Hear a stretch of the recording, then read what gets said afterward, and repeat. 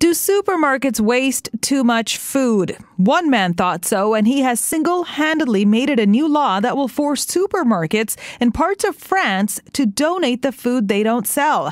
It didn't take long for that story to go viral on the internet. Now the man wants to make that law global. But will it work here in Vancouver? We asked a local supermarket owner what they are doing to reduce the amount of food that ends up in the trash. We bin it up and we put it in these bins, and all of our produce, trim, and meat scraps, the same thing. And then we fill these up and we put them in the cooler, and they're picked up 3 times a week. So we don't have any smell because it's refrigerated.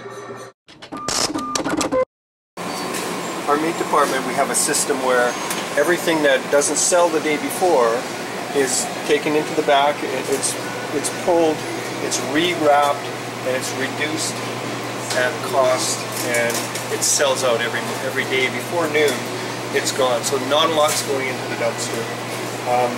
Our customers know that we do this, and they come in, they look for the deals, and yeah, there's good value there because it's still good product, but before it gets to the point where it's unconsumable, it's reduced and it's blown out.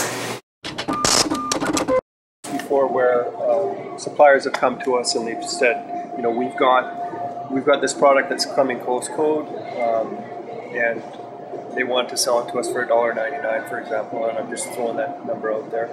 And I would go to them, and they had 10 skids of it, and if you bought a skid, you get it for $1.99. And I go to them and say, well, I'll buy all 10 skids, and you give it to us for 69 cents. And so that we could pass that savings on to the customer and sell it to the customer for $99. And when it's close coated like that, if you sell it really, really cheap, well, people come in and they'll load their buggy with it, and that's how we blow through close coated stuff. And then it's not going into the dumpster. You're getting rid of it, and you're passing the savings on to the customer. If you're ordering, especially in perishable, you know how much you're going through on a daily basis, and so you don't want to have a lot of back stock.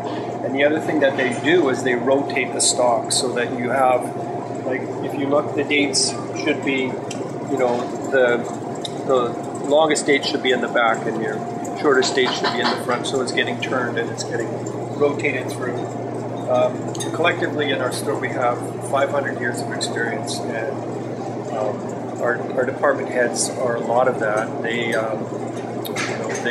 know what they're doing, and they take notes too. Like on Christmas Day, when we have a busy day, they'll be able to look back on their notes, and they know what they did the year before. And if we're up 6%, well, they know to add 6% to their order. If the chickens don't sell, in that day, well, the next day they're chopped up and they're made into chicken salad, and they're made into sandwiches, and by being creative and doing those ready to serve things, especially in the deli, you can really reduce your wastage and make sure that everything is getting used. Okay, now when they do their calls in the morning, if they have off-condition stuff, but it's still consumable, what they'll do is they'll overwrap it, and they'll put it on at a reduced price, and they'll put it on our discount cart here, and it'll get sold. And $1.99 for something that would probably cost you, I don't know, maybe $4 or $5. It's pretty good value, and a lot of people come and they look for it, and they'll put it in a stew or something, and nobody will know the difference. I think if they were to make it law in Vancouver, it's not going to impact us that much because, like I say, if you're running your store efficiently, you don't have a lot of wastage.